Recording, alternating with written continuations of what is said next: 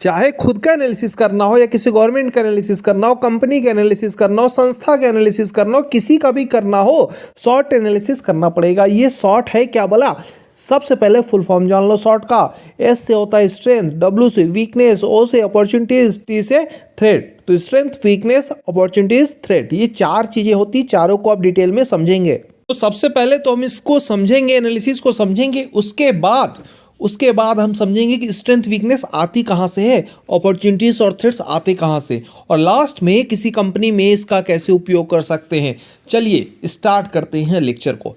तो स्ट्रेंथ क्या होती है, आप अपनी अगर बात करें, आप पटवारी की तैयारी कर रहे हैं तो आप अपने में ही लागू करके समझिए इसको। आपका स्ट्रेंथ क्या है, आपके पास क्या कोई स्किल है, जिससे मैथ्स रीजनिंग आपकी अच्छी है, या मेमोरी पावर अच्छा है तो आप जल्दी रट लेते हो, या आपके पास मेहनत करने का जज्बा है, क्षमता है, क्या स्किल है आपके पास, नॉलेज, कितने सब्जेक्ट का नॉलेज है आपके पास, एडवांटेजेस क्या है कि आपका स्वास्थ्य बढ़िया है, आप लॉन्ग आवर्स पढ़ सकते हो दूसरे कंप्यूटर से क्या एडवांटेजेस है, कनेक्शंस क्या हैं, क्या आपके पास ऐसे कनेक्शंस हैं जो आपकी पढ़ाई में हेल्प कर सकते हैं, गुड हैबिट्स, सुबह जल्दी उठते हो, क्या करते हो, तो ये सारे क्या है आपकी पढ़ाई में स्ट्रेंथ है। ये उदाहरण के लिए, तो ये स्ट्रेंथ आपकी पढ़ाई से रिलेटेड हो सकता है, किसी की कंपनी में लीडरशिप पोजीशन पे हो सकता है, कोई बढ़िया लीडर है मतलब उसके पास बढ़िया स्किल है, बात करने की अच्छा स्किल है, टीम को एक साथ रखने की बढ़िया स्किल है, कम्युनिकेशन उसका बढ़िया है, नॉलेज है उसे मार्केट का उसका एडवांटेज है कि एक्सपीरियंस है उसे, उसके बढ़िया कनेक्शन दूसरे कंपनियों से, और उसके पास गुड हैबिट है मतलब टाइम का punctual.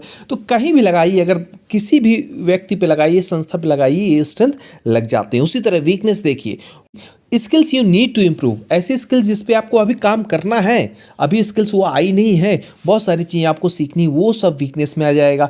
Areas where you lack knowledge, ऐसी जगह जहां आपको नॉलेज चाहिए, जैसे सामान्य प्रबंधन एक नया सब्जेक्ट है, यहाँ आप लैक कर रहे हो तो इसका नॉलेज चाहिए, तो ये एक वीकनेस हो गई। डिसएडवांटेजेस क्या है, आपकी कमजोरी क्या है, और फ्रेजाइल रिलेशनशिप्स, ये क्या है, ये वीकनेस का ही एक क्या है, एक बहुत बड़ा सिम्टम है, आपका रिलेशनशिप किसी से अच्छा नहीं है। बैड हैबिट्स, आपकी हैबिट्स खराब है, तो ये सारा क्या हो जाएगा, वीकनेस। इसी तरह देखेंगे अपॉर्चुनिटीज क्या होता है, अपॉर्चुनिटीज होता है मौके, जीवन में क्या क्या मौके हैं। तो आपकी जितनी स्ट्रेंथ होती है, जैसी स्ट्रेंथ होती है वैसे मौके होते हैं, मतलब आपकी स्किल अच्छी है तो आपको उस हिसाब से वर्क में ऊपर जाने का मौका मिलेगा, आप इंडस्ट्री बदल सकते हो अगर नॉलेज अच्छा है, आप कहाँ रहते हो उस हिसाब से उस कंट्री में, उस शहर में मौके बढ़ते हैं। तो ये सब आपकी स्ट्रेंथ पे निर्भर है। उसी तरह वीकनेस पे थ्रेट निर्भर है, जितनी आपकी वीकनेस है उस तरह से खतरे, थ्रेट मतलब होता है खतरा, उस तरह से खतरा से सामना होगा।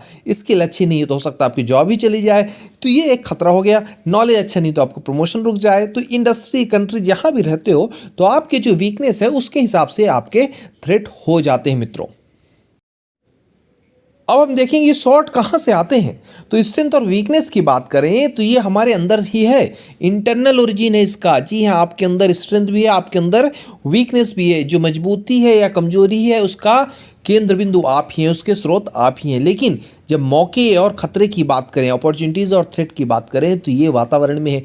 वातावरण में मौके मतलब भोपाल में या इंदौर में तो वहाँ मौके हैं, लेकिन मजबूती तो आपके अंदर होगी तभी भोपाल का मौका कैच कर पाओगे, इंदौर का मौका कैच कर पाओगे। जैसे उदाहरण के रूप में मुंबई में अपॉर्चुनिटी है कि आप बहुत बड़े एक्टर बन सकते हो, लेकिन जब आपके अंदर स्ट्रेंथ होगी एक्टिंग की तभी तो बनोगे। तो अपॉर्चुनिटीज़ मुंबई में है लेकिन स्ट्रेंथ आपके अंदर होना चाहिए। उसी तरह वीकनेस आपके अंदर है और थ्रेट बाहर से आते हैं, खतरे बाहर से आते हैं। तो स्ट्रेंथ और वीकनेस ये इंटरनल होता है, अपॉर्चुनिटीज थ्रेट एक्सटर्नल होता है। हेल्पफुल क्या है, हेल्पफुल आपके करियर के लिए स्ट्रेंथ और अपॉर्चुनिटीज है, और नुकसानदायक कौन सा है, वीकनेस और थ्रेट।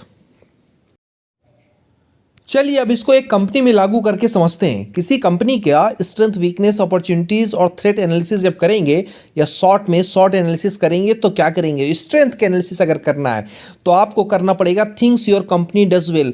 आपकी कंपनी जो अच्छा करती है वो सब स्ट्रेंथ है। Qualities that separates you from your competitors, आपकी जो कंपनी है ये ऐसा क्या करती है जो कंपटीटर से डिफरेंट करती है, कंपटीटर से अलग करती है। इंटरनल रिसोर्सेज जैसे स्किल्ड नॉलेजेबल स्टाफ, आपकी कंपनी के अंदर स्टाफ कितना नॉलेजेबल है, कितना स्किल्ड है, कितना बढ़िया है, और आपकी कंपनी के पास कैसे एसेट हैं, चाहे कैपिटल हो या आईपी हो या पेटेंट हो, कि कुछ भी हो जो उसका एसेट है वो कैसा, ये सब क्या है, ये सब है स्ट्रेंथ कंपनी की। वीकनेस क्या है, कंपनी जो लैग करती हो या ऐसी चीज़ें जो कंपटीटर बढ़िया करते हैं कंपनी का, और आप बढ़िया नहीं करते अगर आप उस कंपनी के मेंबर हैं। रिसोर्स लिमिटेशन, रिसोर्स लिमिट है, कैपिटल कम है, पैसा कम है।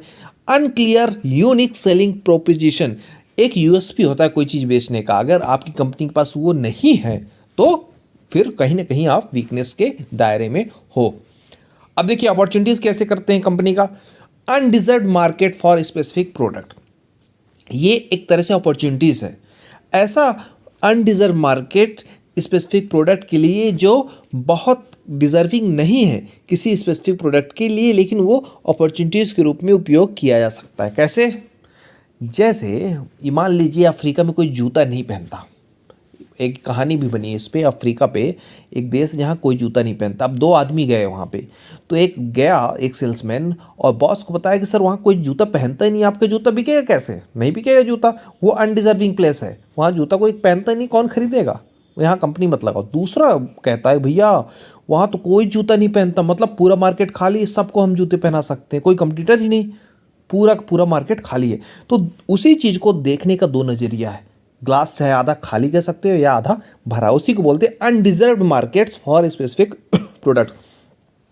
फिर few competitors in your area, ये भी एक एडवांटेज है कि कंपटीटर कम हो। Emerging need for your product और सर्विस, आपके जो प्रोडक्ट और सर्विस दे रहे हो उसकी नीड बढ़ जाए। प्रेस मीडिया कवरेज, ये तो अपॉर्चुनिटीज़ है ही कि आपकी पब्लिसिटी हो जाए। और थ्रेट्स, खतरा क्या है, कंपटीटर आ जाए बहुत सारे, जैसे कंपटीशन बढ़ जाए, बच्चे अगर 10 लाख से 20 लाख हो जाए पटवारी परीक्षा के लिए तो आपके लिए खतरा है। चेंजिंग रेगुलेटरी इन्वायरमेंट, अगर कोई इन्वायरमेंट जो पहले से है कंपनी का, गवर्नमेंट का, उसमें अगर चेंजेस हो जाए तो एक तरह से खतरा है, नई चीज़ आ जाती है। निगेटिव प्रेस मीडिया कवरेज, ये तो पता ही है। और चेंजिंग कस्टमर एटीट्यूड, कस्टमर अगर पसंद नहीं करे कंपनी को, एटीट्यूड चेंज हो जाए किसी वजह से, देखिए आजकल बायकॉट होता रहता है कोई ना कोई कंपनी प्रोडक्ट, तो ये सब क्या, ये सब खतरे हैं मित्रों। तो हमने की शॉर्ट एनालिसिस पर्सनल लेवल पे भी और प्रोफेशनल लेवल पे भी और कंपनी लेवल पे भी। हमने ये भी समझा कि शॉर्ट इंटरनल एक्सटर्नल क्या होता है, हार्मफुल और बेनिफिशियल क्या होता है मित्रों। बहुत बढ़िया लेक्चर था, आप 2 बार देखिएगा फिर नोट्स बनाइएगा। धन्यवाद।